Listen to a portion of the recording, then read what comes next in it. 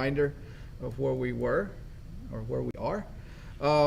There's a $10,000 scholarship available for, please click on that link and check it out. It's writing a paragraph, writing 450 words, so maybe a couple of paragraphs about your experiences during COVID. And they'll explain a little bit more, but it's worthy enough to give it a shot. I mean, you just never know. Someone might like what you write, and all of a sudden you have a $10,000 scholarship for a college of your choice, apparently. So they didn't specify which college. So I think that's a good opportunity for you guys. Please take that.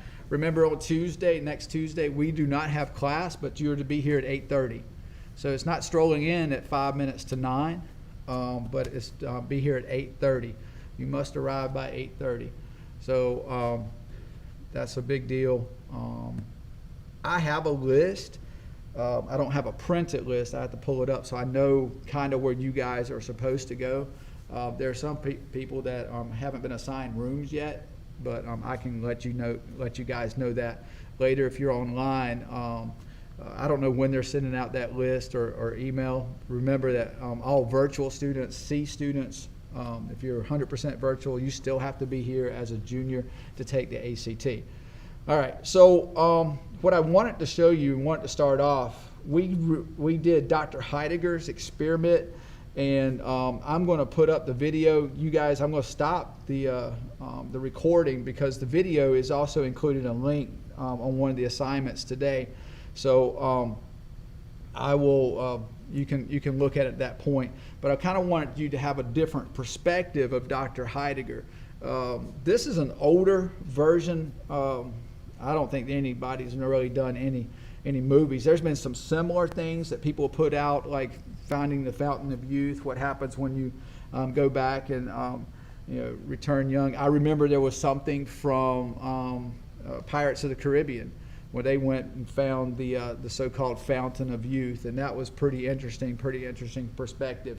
But I want to look at this in a different perspective, and it's not really a different perspective with this film, but we should be scientists in everything that we do, including our literature, including when we evaluate people.